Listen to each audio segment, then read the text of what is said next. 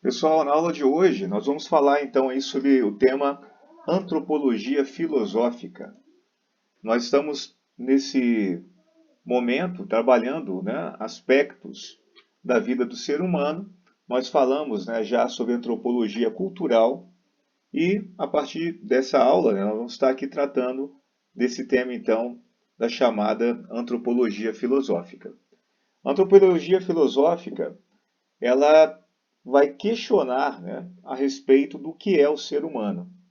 Enquanto a antropologia cultural ela está basicamente preocupada com, os aspectos da vida do ser humano em sociedade, seus hábitos, seu comportamento, seus modos de agir, a, a antropologia filosófica ela quer, tentar encontrar resposta a respeito propriamente daquilo que é o ser humano, né? Então, o que é o ser humano? Essa talvez seja a grande questão aí da antropologia filosófica. E a antropologia filosófica, nós costumamos, classificar a partir das concepções. E existem então duas concepções básicas, de ser humano que a antropologia filosófica, pretende investigar, ou são classificadas em duas concepções básicas, as concepções sobre ser humano, dentro da antropologia filosófica. Nós temos aí a concepção que podemos chamar de essencialista, que parte da ideia, de uma natureza humana, e nós temos uma concepção que podemos, denominar, ou qualificar de existencialista, que parte, de uma ideia de uma condição humana. Lembrando que a concepção, de ser humano existencialista não necessariamente, representa apenas uma ideia, dentro da filosofia existencialista, mas é um movimento, que surge a partir do século XIX, essa concepção, existencialista, que vai, de alguma maneira, fazer uma crítica ou uma negação da concepção anterior, que é a concepção essencialista. Mas não necessariamente, se resume apenas a filósofos, ou pensadores da chamada filosofia existencialista. Então, o que seria uma concepção essencialista de ser humano?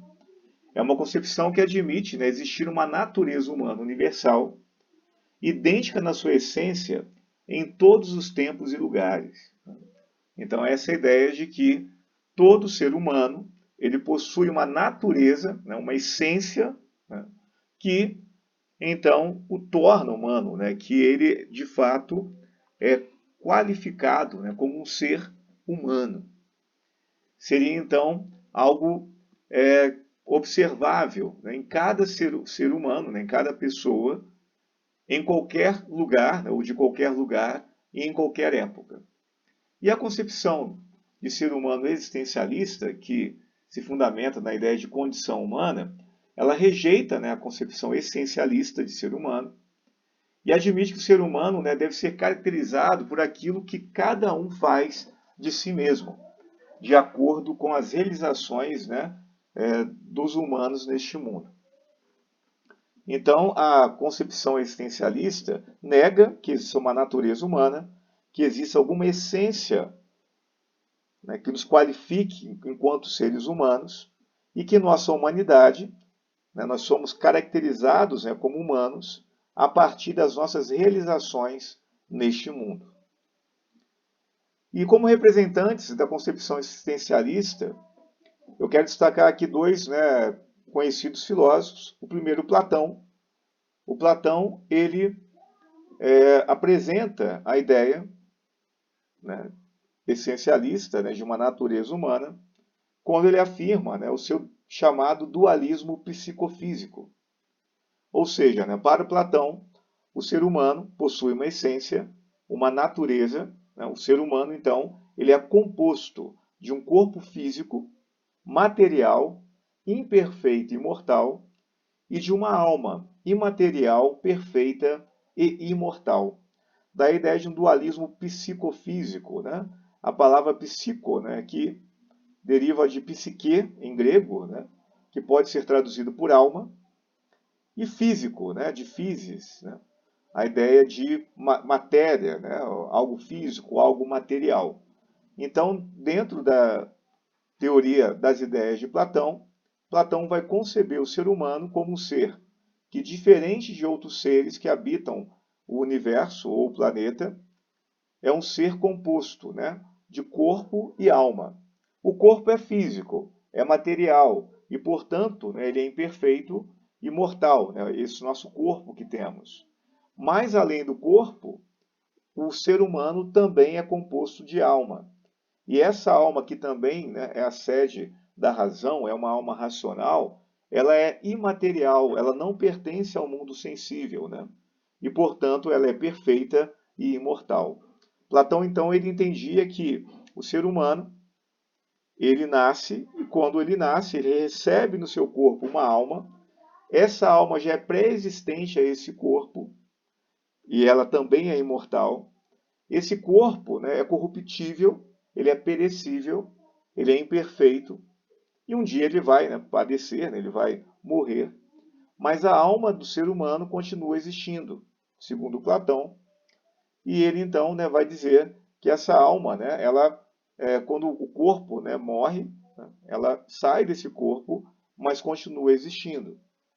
E pressupõe uma ideia também de um possível retorno, né, dessa alma em outros corpos, em outras realidades, em outros momentos.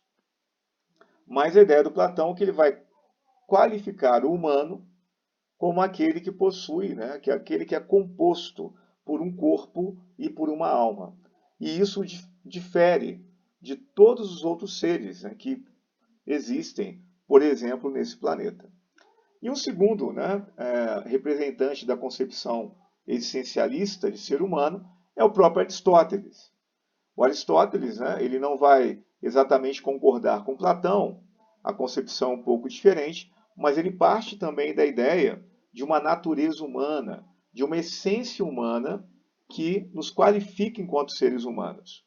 Para Aristóteles, né, o homem, desculpa, é um animal racional. É um homem então dotado, é um animal dotado de pensamento e de linguagem. Então é famosa essa frase de Aristóteles, um homem é um animal racional, ou seja, essencialmente ele é um ser de razão. Ele nasce já tendo, né, essa capacidade de pensamento e linguagem, esse pensamento abstrato, esse pensamento simbólico. E Aristóteles também vai afirmar que além de ser um animal racional e, portanto, né, além de ser um animal racional, de ser dotado de pensamento e linguagem, o ser humano também é um animal político, ou seja, um ser social. O ser humano, para Aristóteles, também é essencialmente político, né? É um tipo de animal que, por sua própria natureza, existe para viver em polis, né? A palavra política, né, vem de polis. Então, para viver em sociedade, no conjunto do ajuntamento, né, humano-social. Então, esses dois representantes, né, Aristóteles e Platão, representam a concepção existencialista de ser humano, né? Então, Platão com o dualismo psicofísico e o Aristóteles, né, entendendo o homem como um animal racional e também como um animal político. A ideia de Platão acaba sendo absorvida pelo cristianismo, lembrando que Platão, né, ele viveu alguns séculos antes de Cristo, e dentro do cristianismo também, da tradição cristã, nós vamos perceber também essa noção de essência humana, natureza humana. É o homem que foi criado à imagem e semelhança de Deus, né, portanto possui certos atributos naturais, né? É um homem que foi formado do pó da terra e, portanto, tem um corpo físico, mas também recebeu o sopro de vida, o sopro divino de vida, e, portanto, também tem, né, uma alma imaterial, né, uma alma perfeita e também imortal.